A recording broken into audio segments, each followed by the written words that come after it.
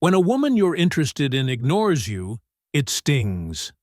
The silence after a text, the unanswered calls, the sight of her online but unresponsive, it's a gut punch that can unravel your confidence. You replay every interaction, wondering where you went wrong. Did you say too much? Were you too eager? The spiral of self-doubt begins, and with it, a quiet erosion of your self-worth. This isn't just about her not replying. It's about the deeper wound of rejection, the fear of not being enough. As a psychologist, I see this pattern often. Men caught in a cycle of seeking validation, only to feel powerless when it's withheld. But here's the truth. Her silence isn't about you. It's about her. And the way forward isn't chasing her attention, but reclaiming your own power. Her ignoring you might feel like a personal attack, but it's rarely that simple. She could be testing your emotional strength, seeing how you react under pressure. Perhaps she's caught up in her own world, work, friends, or personal struggles. Or maybe she's simply not as invested as you are. These possibilities swirl in your mind, but obsessing over them hands her control.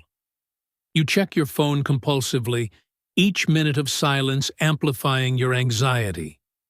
This is where the pain lies, not in her actions, but in your reaction. You're giving her the power to dictate your emotional state, and that's a trap. The conflict here is internal. It's the clash between your desire for her validation and your need to preserve your dignity. When you double text or lash out, you're reacting from a place of insecurity, signaling that her approval defines you. This only deepens the wound, reinforcing the belief that you're not enough without her response. But what if you could shift that dynamic? What if her silence became an opportunity to strengthen your sense of self? Let's reframe this through a psychological lens rooted in Stoic principles. Stoicism teaches that while you can't control others, you can control your response. When she ignores you, resist the urge to chase. Do nothing, not out of spite, but as a deliberate act of self-mastery. By refusing to react, you reclaim your emotional autonomy. You show yourself, and her, that your worth isn't tied to her attention. This isn't about playing games. It's about standing firm in your value. Imagine this.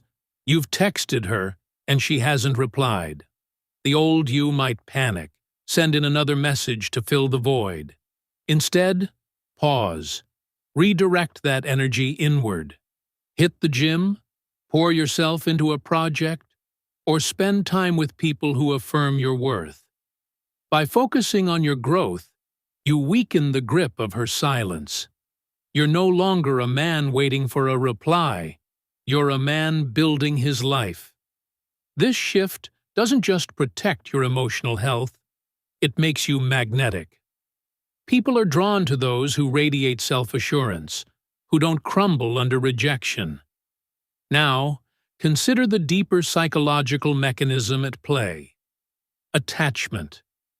When you fixate on her response, you're tethering your happiness to an outcome you can't control. This creates a cycle of neediness that fuels anxiety and diminishes your confidence. The antidote is detachment, not indifference, but a conscious choice to prioritize your well-being over her actions. Detachment frees you from the emotional roller coaster, allowing you to approach the situation with clarity and calm. When you let go of the need for her to respond, you become unshakable. Here's a practical solution. When her silence triggers you, take 3 steps. First, acknowledge the pain without judgment. It's okay to feel hurt. It's human. Second, redirect your focus to an activity that reinforces your strength. Exercise, creative work, or time with supportive friends. Third, practice detachment by reminding yourself, My peace doesn't depend on her response. Write this down if you need to. Repeat it. Over time, this mindset will rewire how you experience rejection, turning it from a wound into a catalyst for growth. This approach isn't just about handling one woman's silence, it's about mastering your emotional life. When you stop seeking external validation, you cultivate a resilience that radiates in every area of your life. Her ignoring you becomes irrelevant because you've built a foundation of self-worth that no one can shake. And paradoxically, that's when she's most likely to notice you, not because you chased her, but because you chose yourself. Rewritten narrative as a psychologist. 7 types of people who derail your progress. Life is a delicate balance of growth and relationships, but certain people can disrupt that harmony, pulling you off your path. As a psychologist, I've seen how these individuals trigger deep emotional wounds, self-doubt, frustration, or even a loss of purpose. Drawing on Stoic philosophy, let's explore 7 types of people who can derail your progress, the pain they cause, and how to navigate these relationships to reclaim your inner peace. The complainer.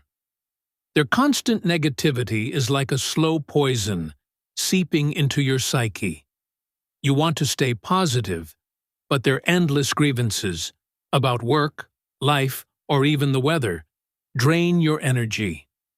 The pain here is the erosion of your optimism, the subtle way their complaints make you question your own resilience. You might feel trapped, unable to escape their orbit without seeming unkind. Stoicism offers a way out. Guard your mental space.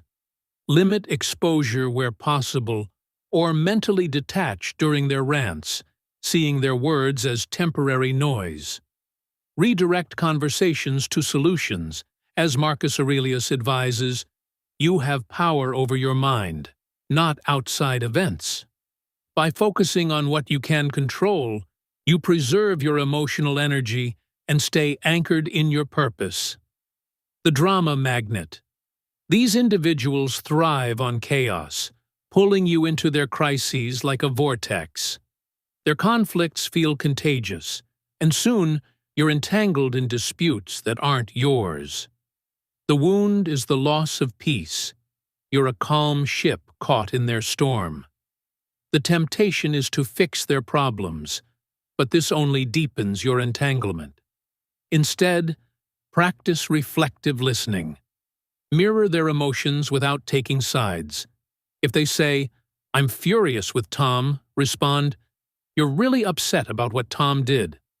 This keeps you neutral. Seneca's wisdom applies here. Focus on the present, not their next crisis. By setting boundaries, like being selectively unavailable, you protect your tranquility and steer your life back on course. The naysayer. Their skepticism dims your dreams, casting doubt on your ambitions. You share your goals, a new career, a creative project, and they list every reason you'll fail. The pain is the creeping self-doubt that makes you question your vision. It's a betrayal of your trust in yourself. Counter this by asking for their advice instead of sharing plans outright. If they say, "You can't switch careers," respond, "What steps could someone take to make it work?" This shifts the dynamic, forcing them to think constructively. Epictetus reminds us to listen selectively, discerning noise from insight. Keep painting your life's canvas with your own colors, undeterred by their gray strokes. The victim. They see themselves as perpetually wronged, blaming the world for their struggles. Their narrative can pull you into a savior role, draining your time and subtly encouraging a victim mindset in yourself. The conflict is the guilt of pulling away versus the need to protect your mental health. Stoicism advocates compassionate detachment. Offer empathy, but don't solve their problems. If they lament another failed relationship, listen briefly, then gently redirect. That sounds tough. What do you think you'll do next?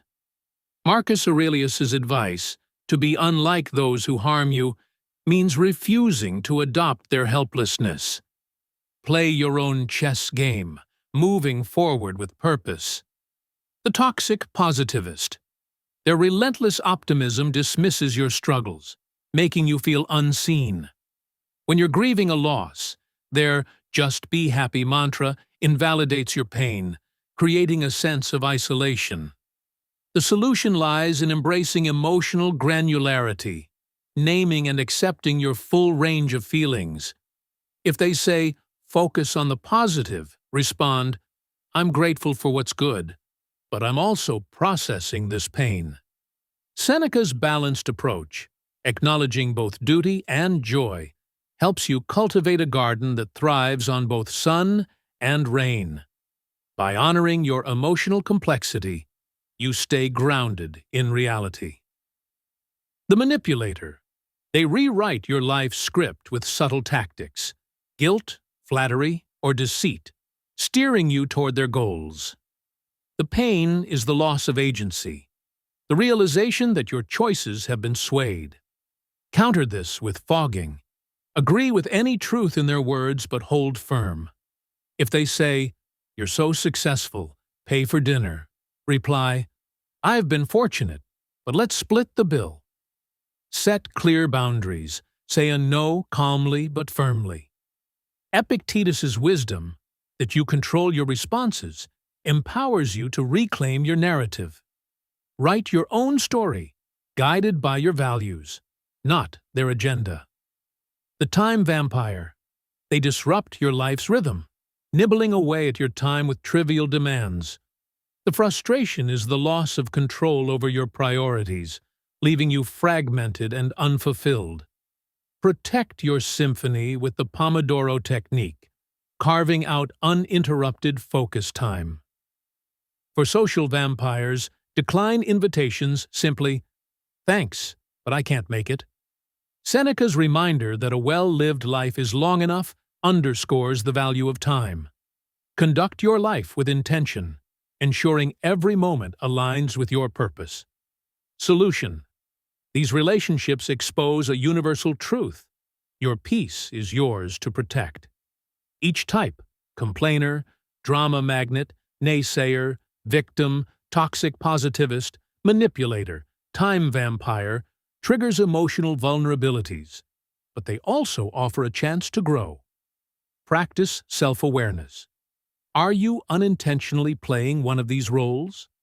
Then, apply Stoic principles. Control your responses, set boundaries, and focus on your growth. By doing so, you transform pain into power, crafting a life aligned with your virtues.